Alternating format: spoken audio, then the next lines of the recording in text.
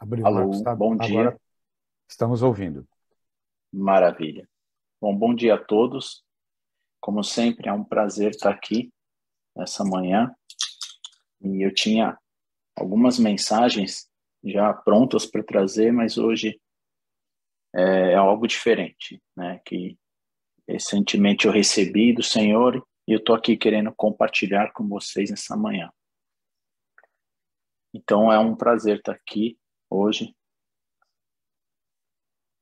mais uma terça de tantas que a gente já vem é, aqui trazendo essa mensagem.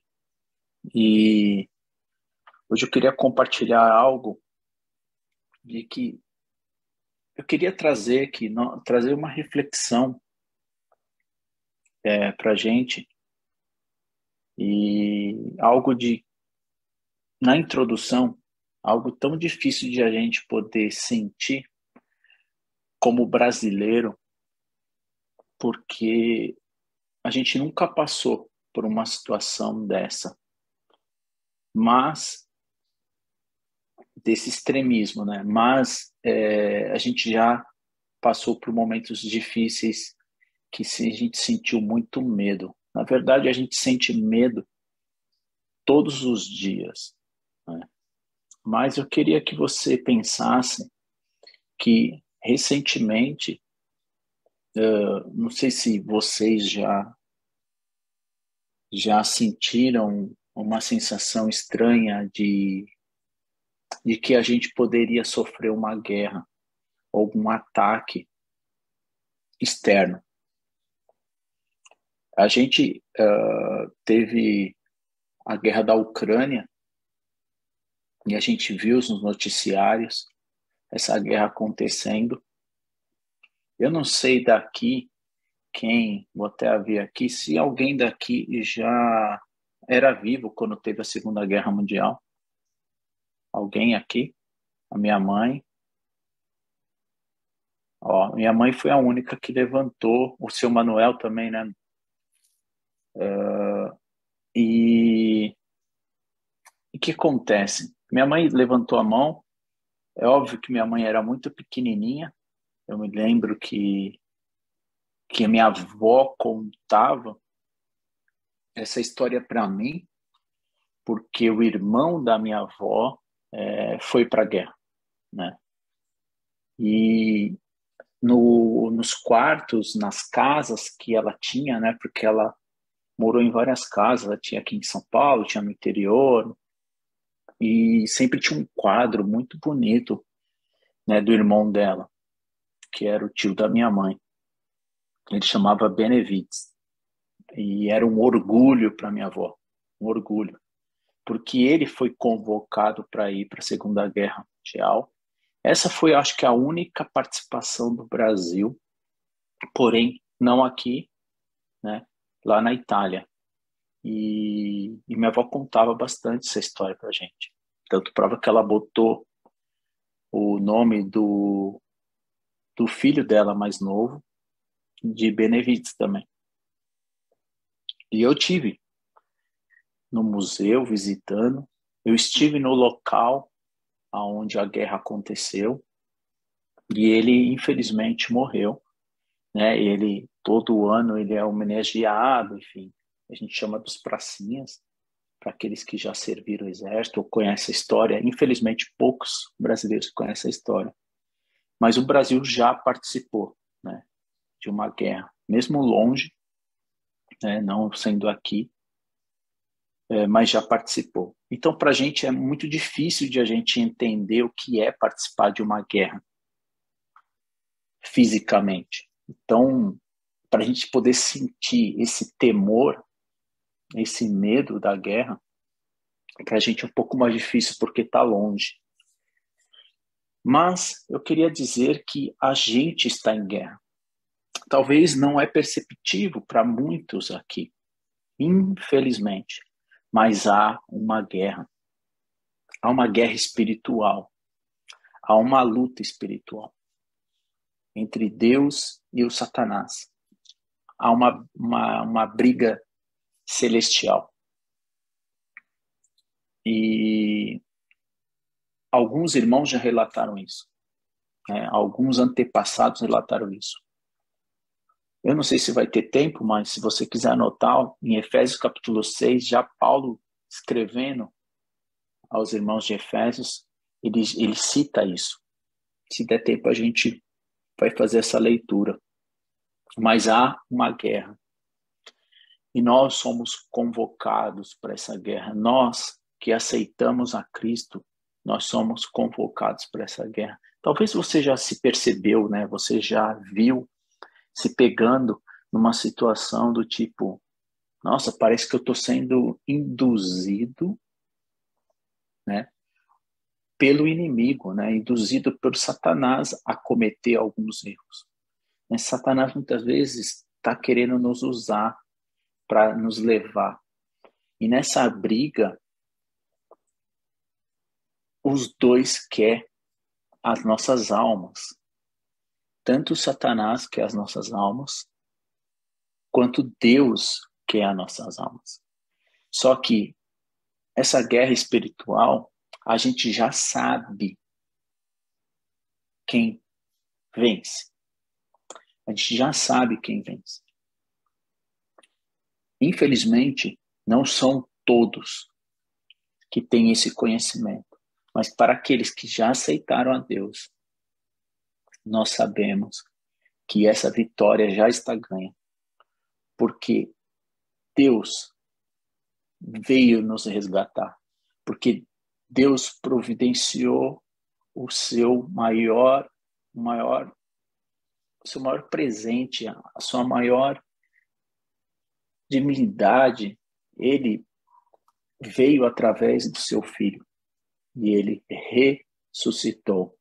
Ele saiu ao terceiro dia daquele túmulo. É por isso que nós estamos aqui nessa manhã. Porque se você e eu não acreditarmos em Jesus, na ressurreição, é em vão. É em vão. A gente está aqui em vão. Então a nossa crença é saber que ele ressuscitou ao terceiro dia. E ele é o nosso general. Eu quero convidar você para poder fechar os seus olhos e meditar para uma oração. Maravilhoso Deus, nós estamos aqui em nome de Jesus. Nós sabemos que há uma guerra espiritual agora. Nós sabemos que Satanás quer roubar as nossas almas, roubar tantas almas, mas o Senhor nos convocou para sermos soldados e para resgatarmos, Pai, as almas que estão mortas espiritualmente. Pai, nós estamos aqui para ser usado por Senhor, através do Teu Espírito Santo, para levar esperança de que há vitória. Nós já queremos anunciar o fim dessa guerra, dizer que já é ganha, através do Teu imenso amor que está em Cristo Jesus. Que as Tuas palavras agora, Pai, nessa manhã, possa nos tocar para nos colocarmos à Sua disposição para anunciar a vitória em Cristo. E é por Ele que eu oro, Pai. Amém. A guerra nos dá medo. Sim. Não só a guerra, mas tantas outras coisas nós fazemos todos os dias por conta do medo. O medo nos faz tomarmos duas atitudes: fugir ou enfrentar. Fugir ou enfrentar. Todos os dias nós fazemos algo por conta do medo. Você come porque você tem medo de morrer, que é uma necessidade. Você trabalha, você tem o sustento, você quer se vestir, você quer fazer as coisas. Eu quero que você se reflita nisso. Tudo é por conta do medo. Medo de passar frio, nós agasalhamos. Medo de dormir na rua, a gente quer se abrigar. O medo, muitas vezes, paralisa a gente. E como faz para a gente vencer o medo? Eu quero então convidar você hoje a ler comigo em 2 Crônicas, capítulo 20. 2 Crônicas, capítulo 20. Se você puder abrir a sua Bíblia e acompanhar essa leitura comigo, a gente vai ver um relato de um homem de Deus que também passou por guerra, por um enfrentamento. No versículo 1 de 2 Crônicas, capítulo 20, diz assim: algum tempo depois, os exércitos dos Moabitas e dos Amonitas, juntos com os Meunitas, invadiram o país de Judá. Alguns homens vieram e disseram a Josafá: um exército enorme do país de Edom vem do outro lado do Mar Morto para atacar o Senhor. Então, existia um grupo de Maomitas, Amonitas e Meunitas que estavam querendo invadir Judá. E algumas pessoas avisaram Josafá.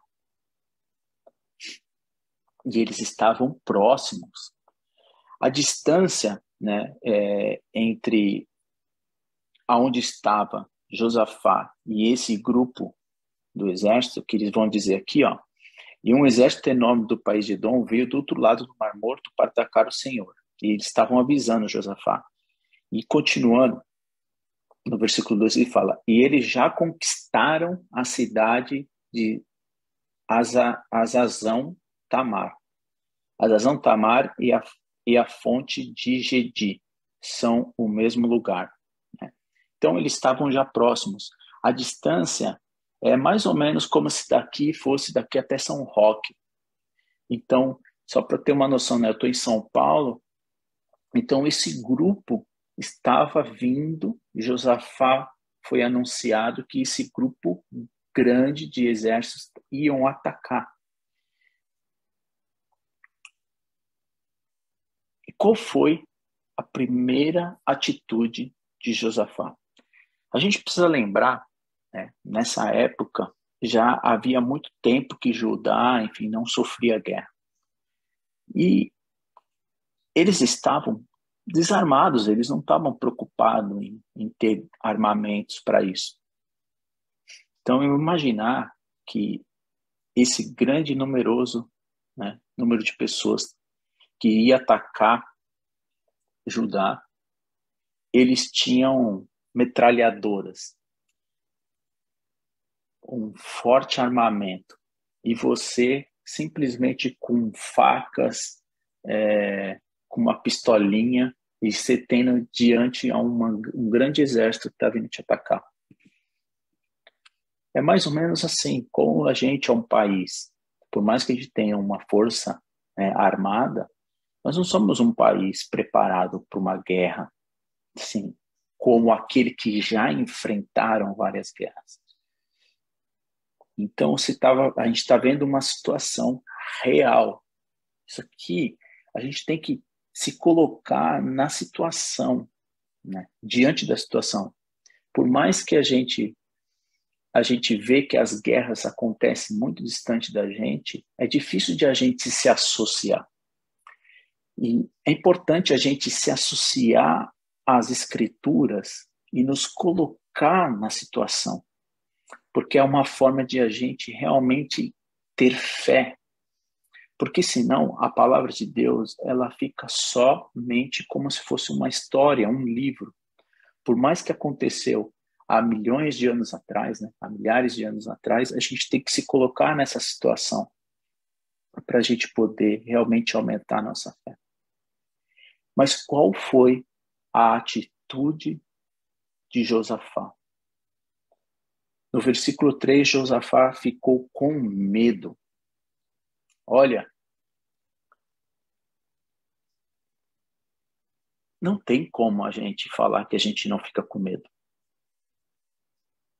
Diante das situações que a gente se encontra diariamente, quando acontece algo como está acontecendo aqui nessa história. Eu, recentemente, passei por uma situação, né, bem delicada, difícil, a nossa família, e nos deu vários tipos de sentimento, e um deles foi medo. Quantas vezes nós temos medo? Não adianta, por mais que a gente acredita, né, a gente realmente sabe, como eu disse, que a nossa guerra já venceu, está vencida, mas a gente passa por esse sentimento de medo. Isso é meio que normal. Problema, né, ou desafio, na verdade, que eu vou trocar a palavra de problema, mas por desafio, é como eu e você enfrentamos o medo. E Josafá ficou com medo e orou a Deus. Senhor, orou a Deus o Senhor, pedindo socorro. Depois deu ordem para que todo o povo de Judá jejuasse. Essa foi a atitude. Ele teve medo e ele clamou ao Senhor, pedindo socorro. Sabe, quando eu e você ou já se deparamos com um incêndio ou algo que nos deixa tão aflito, um afogamento, a gente pede socorro, a gente está aflito, a gente não ora calmamente, a gente ora desesperadamente, porque a gente está aflito. E Josafá estava assim. Mas ele recorreu ao Senhor. No versículo 5 diz assim: a gente de Judá e de Jerusalém se reuniram no pátio do novo templo. E Josafá se pôs de pé no meio deles e orou assim: ó Senhor, Deus dos nossos antepassados, tu és Deus do céu e governas toda a nação do mundo. Tu és forte e poderoso e ninguém pode resistir ao teu poder. Então, a primeira atitude que a gente vê é oração e jejum. Diante das situações de aflição, como Josafá está passando, aqui através de um ataque que ia ser sofrido, e ele não tinha a possibilidade de imaginar e enfrentar esse exército. Ele clamou ao Senhor, ele orou ao Senhor, ele convocou as pessoas para a oração e um jejum. Versículo 12, ele diz: ó nosso Deus, castiga essa gente, pois nós não somos bastante fortes para resistir esse enorme exército que está avançando contra nós. Não sabemos o que fazer e olhamos para ti pedindo socorro. Versículo 13. Todos os homens de Judá estavam ali de pé, em frente do templo, junto com as mulheres e os seus filhos, até criança de colo. De repente, é sempre assim, né? Atos capítulo 2 foi assim. De repente, o Espírito de Deus desceu sobre um levita que estava ali no meio do povo. Chamava-se Jaziel e era descendente de Asaf. Jaziel era filho de Zacarias, neto de Benias, bisneto de Giel e trineto de Matanias. Jaziel disse, cheio do Espírito, ele estava, Jaziel disse: povo de Judá, moradores de Jerusalém e rei Josafá, prestem atenção. Escute isso que o Senhor Deus diz. Não se assuste. Não fique com medo deste enorme exército, pois a batalha não é contra vocês, mas contra mim. Como eu disse, há uma guerra espiritual. E Deus está dizendo, ei, não fique com medo. Essa guerra é minha e não é sua. Há uma guerra espiritual nesse momento. Há uma guerra espiritual nesse momento. E Deus está batalhando. Ou nós somos de Deus, ou nós somos do inimigo. Ambos querem a nossa alma, como eu disse. Não há como a gente ficar no meio. Até mesmo para a gente, Deus nos adverte. Ele fala em Apocalipse, estou a ponto de vomitar. Né? João escreveu isso em Apocalipse. Para aqueles que são mornos, não há.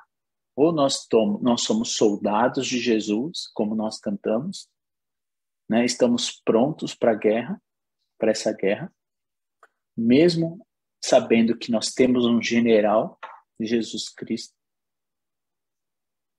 ou nós realmente somos roubados a nossa alma para Satanás. Há uma guerra espiritual. E Deus aqui, através de Aziel, pelo Espírito Santo, ele diz para que eles não tenham medo, porque essa guerra já é de Deus, não é nossa. Não é porque a guerra é de Deus, nós devemos então cruzar os nossos braços e ficar quietos.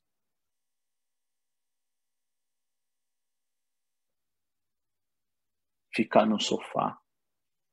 Ele nos convoca como soldados, até mesmo para poder resgatar novas almas, para poder trazermos para Cristo. Versículo 17. Quando os encontrarem, vocês não precisam lutar. Fiquem parados ali e verão como o Senhor salvará vocês. Ele está dando a ordem. Povo de Judá e moradores de Jerusalém, não se assustem, não fiquem com medo, marchem contra os inimigos amanhã, pois eu, o Senhor, estarei com vocês. Então o rei Josafá se ajoelhou e encostou o rosto no chão, e todo o povo de Judá e os moradores de Jerusalém também se ajoelharam na presença de Deus, o Senhor, e o adoraram. E aí os levitas, que eram descendentes de Coate e de Corá, começaram a louvar ao Senhor, ó Deus de Israel, em voz bem alta. 3 atitudes foram tomadas diante do medo, diante das circunstâncias de guerra. 3 atitudes que eu e você devemos fazer. Oração, convocou um jejum e louvando ao Senhor. Essas são 3 formas que faz eu e você vencermos o medo. Porque nós acreditamos de que essa guerra já está vencida e a gente já sabe o desfecho do final. Mas diante dessas circunstâncias que eu e você nós passamos, como Josafá e todo esse povo está aqui passando, eles tiveram 3 atitudes. E essa deve ser as nossas 3 atitudes. Mas por quê? Muitas vezes nós estamos tão aflitos que nós nem sequer conseguimos orar, nem sequer conseguimos cantar. Parece que a nossa voz trava de tão aflito que a gente passa diante de uma situação. Mas foi assim que o povo fez. E vamos ver o desfecho dessa história. Depois de consultar, versículo 21. Depois de consultar o povo, Josafá ordenou que alguns cantores vestissem roupas sagradas e marchassem à frente do exército, louvando a Deus e cantando assim: louvem a Deus, ó Senhor, porque o seu amor dura para sempre. Ei, eles vão enfrentar o exército. Eles não tinham armas suficientes, armas de ponta, porque eles já não sofriam ataque há muito tempo. E aquele povo vindo para poder atacar um enorme exército, ao invés de colocar alguém na frente como armamento, ele põe o quê? Ele põe as pessoas que para cantarem, para louvarem ao Senhor. Ele põe o coral na frente do exército, dizendo assim: louvem a Deus, ó Senhor, porque o seu amor dura para sempre. Versículo 22. Logo que começaram a cantar, o Senhor Deus causou uma confusão entre os Moabitas, os Amonitas e os Edomitas, e eles foram derrotados. Depois eu convido para que você leia todo esse capítulo. Mas o exército entre eles começaram a eles mesmos se matarem. E foi assim que foi vencida a vitória. Deus confunde o próprio Satanás. Quando oramos, jejuamos e louvamos ao Senhor, isso confunde o inimigo. Deus, até o próprio Satanás, está a serviço de Deus. Se nós vermos a história de Jó,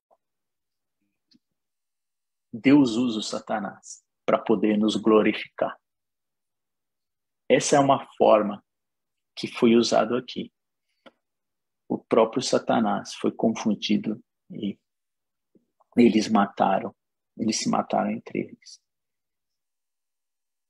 Irmãos, amigos, você que está assistindo agora em outras redes, e ou vai assistir, ou está assistindo depois aqui, que está sendo ao vivo, eu quero te convidar a ser um soldado de Cristo, a te falar que, como todo esse povo de Judá, alguns milhares de anos atrás, venceram, porque essa guerra é de Deus.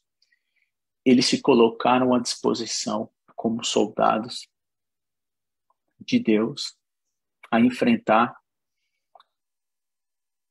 Eu quero convidar você a poder realmente aceitar o nosso general, que está à frente da nossa batalha espiritual e que já venceu ao terceiro dia.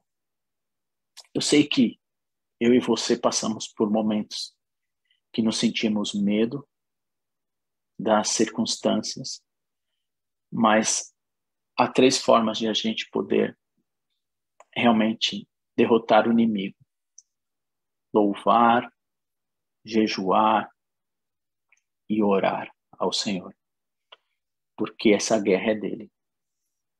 Talvez você pergunte: Marcos,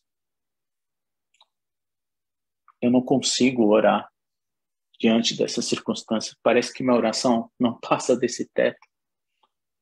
Eu posso dizer que eu também já me senti assim às vezes. Sabe por quê? A gente não consegue colocar para fora essa adoração ao Senhor, porque a gente não se sente grato. E eu queria convidar você para fazer uma reflexão de uma fórmula, a fórmula para a gente poder conquistar essa guerra, para se sentir realmente vencedor por aquele que já venceu. Esse medo te paralisa e me paralisa tantas, inúmeras vezes, e a gente precisa entender como faz para realmente fazer esses 3 passos de orar, jejuar e louvar ao Senhor nos momentos mais difíceis das nossas vidas. Quando você e eu não sentimos grato, nós não conseguimos fazer essa devoção ao Senhor. E uma forma de a gente poder se sentir grato é você e eu sentirmos amados. O maior segredo é o amor. E eu quero trazer isso para você. quando eu e você nos sentimos amados de alguma forma, nós nos sentimos grato. Quer ver? Se você hoje se sentir amado por alguém que fez algo por você ou que vai fazer durante essa jornada desse dia, no final do dia, você faz uma pergunta: como eu me senti amado hoje? Provavelmente alguém deve ter feito algum gesto de amor para você. E quando alguém faz um gesto de amor tão grande, que chega até a constranger, já teve momentos assim que você até se sente constrangido de uma pessoa ter feito um gesto de tão grande amor, a gente se sente grato por essa pessoa, a gente agradece essa pessoa. Você e eu precisamos se sentir amados por Deus. Isso nos faz a gente ter a nossa identidade de volta, porque o inimigo, a maior arma do inimigo é tirar a tua e a minha identidade. Porque a minha e a sua identidade não é uma profissão, não é o meu nome que eu nem sequer pude escolher, mas nós somos imagem e semelhança do nosso Deus, do nosso Criador. Essa é a maior forma de a gente entender quem nós somos. Nós somos amados, nós somos resgatados por Cristo Jesus. E quando eu e você refletimos nesse amor tão grande, nós nos sentimos gratos. E é por isso que nós nos reunimos aos domingos, é por isso que nós estamos aqui hoje, para se sentir grato, porque nós somos amados.